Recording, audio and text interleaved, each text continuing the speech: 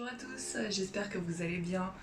Aujourd'hui, on va parler de nos émotions et du fonctionnement de notre cerveau. Alors, beaucoup d'entre nous se laissent envahir par leurs émotions, souvent sans arriver à les gérer. Comme il est plus facile de gérer ce qu'on comprend, on va voir ce qui se passe dans notre tête. L'objectif là, c'est d'apprendre à reconnaître nos émotions et à les comprendre pour pouvoir reprendre le pouvoir, reprendre du contrôle sur elles. D'accord ? Tout d'abord, il faut essayer de comprendre ce que c'est qu'une émotion. Une émotion, c'est simplement un message, d'accord, qui nous met en action. Émotion, à la base, ça vient de movere, d'accord, c'est ce qui nous pousse à nous mettre en action. Et pour comprendre mes émotions, parce que s'il y a une demande de se mettre en action, en mouvement, c'est qu'il y a potentiellement peut-être un risque que nous courons, eh bien on doit comprendre, écouter et pas rejeter ses émotions. Il faut bien comprendre une chose, il n'y a pas d'émotions négatives, il y a des émotions positives, des émotions désagréables, agréables, mais dans tous les cas, une émotion est là pour nous permettre d'améliorer une situation. Et lorsque nous ressentons une émotion, en particulier si c'est une émotion qu'on considère négative, on adopte en général une de ces stratégies. Soit on va minimiser ces émotions, soit on va au contraire les amplifier et parfois en parler beaucoup, ce qui peut être aussi finalement une façon de se prouver qu'on a le contrôle sur elles. Bien qu'évidemment pour notre entourage, dans ce cas-là, ça puisse passer pour des plaintes, ou alors on peut essayer d'éviter ces situations sources de stress en adoptant un comportement de fuite. Ou alors, dernière solution, et la meilleure, écouter cette émotion. C'est ça qui va nous permettre d'échanger au mieux avec le monde qui nous entoure et de décider peut-être nous-mêmes de changer certains aspects de nos actions ou même de notre personnalité pour améliorer notre vie. Je ne sais pas si vous connaissez David Lefrançois, qui est un coach et directeur de l'Institut des neurosciences appliquées, a dit une phrase très intéressante à ce sujet. Je cite, une émotion est une réponse à qui je suis, et qui je suis est un choix. Donc, on est les créateurs de nos vies. La question, c'est donc de savoir quelles émotions je veux vivre, et à partir de là, comment est-ce que je dois m'adapter finalement à tout ça. Là-dedans, notre cerveau a un rôle capital dans la gestion de ses émotions. Alors notre cerveau, pour comprendre comment il est divisé, c'est pas un bloc, d'accord ? C'est en fait trois grandes parties. On a le cerveau reptilien, le cerveau limbique, ou mammalien, et le cerveau cortical, dit le cortex ou néocortex. Le cerveau reptilien est celui qui va chercher à nous maintenir en vie, d'accord ? C'est lui qui, par exemple, va nous faire réagir si un objet tombe à côté de nous, donc on va avoir le réflexe de se protéger comme ça, même si l'objet est tombé à l'autre bout de la pièce, d'accord ? Mais c'est cette partie du cerveau-là, le cerveau reptilien, qui va prendre le pas sur les deux autres cerveaux pour nous protéger d'un danger, d'accord ? Avec l'évolution, on a eu au-dessus du cerveau reptilien. Le cerveau reptilien, ça vient de la base de notre évolution, on évolue des reptiles. Le cerveau mammalien, d'accord, des mammifères, dit aussi cerveau limbique. Lui, il va s'occuper plutôt de gérer les interactions avec nos émotions et avec notre environnement.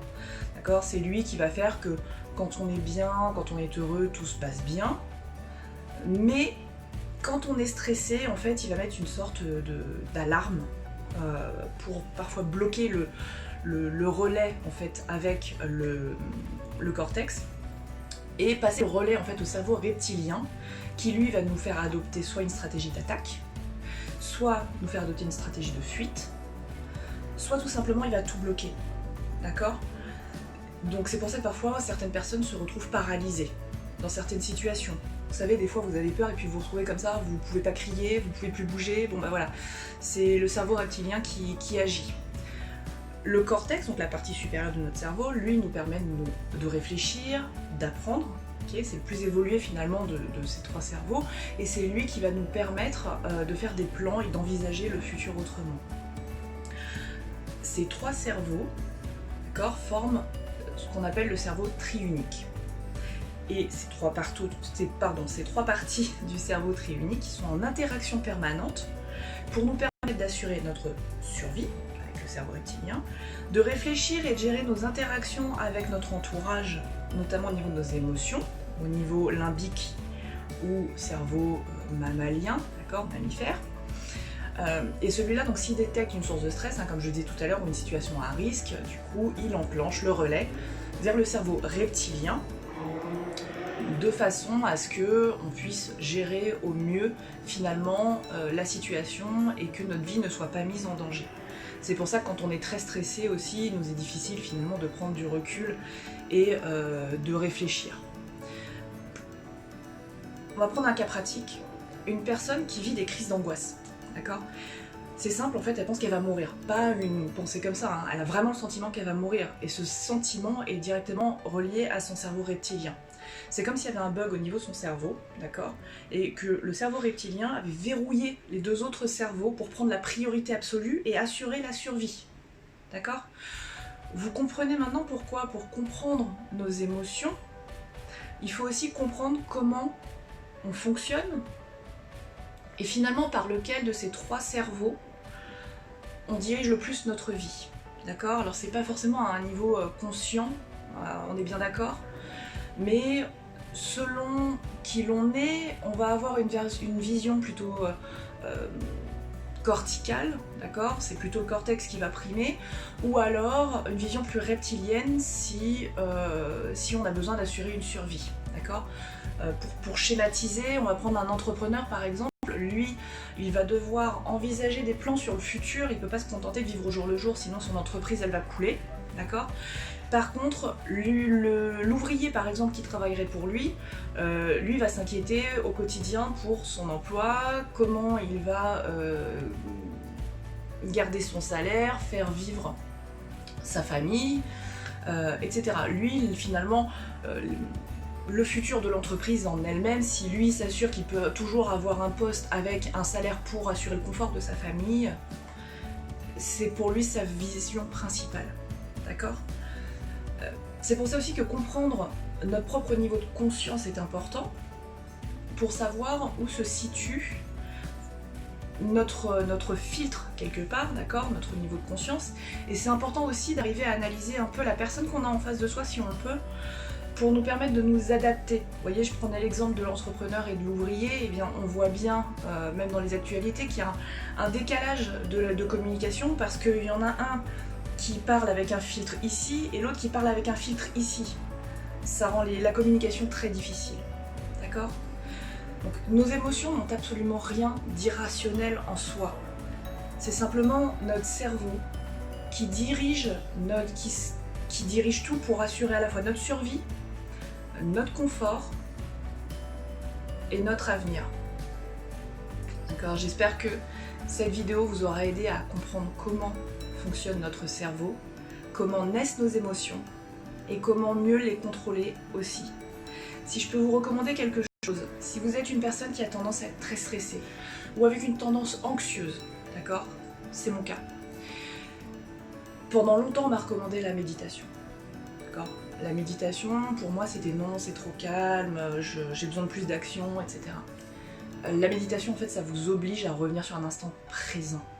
Okay ? Je m'y suis mise, et honnêtement, quand on est stressé, en fait, ce qui agit, c'est la peur d'un événement qui est à venir.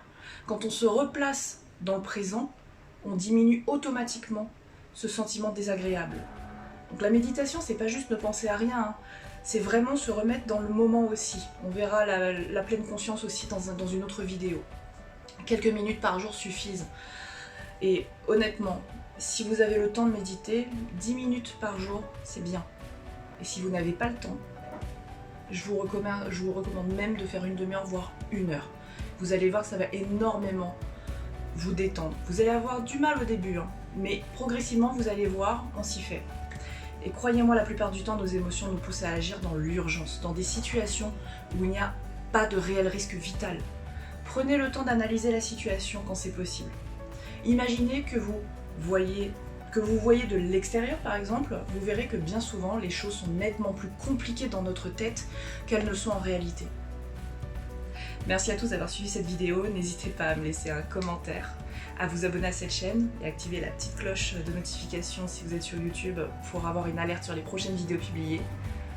Et à très bientôt.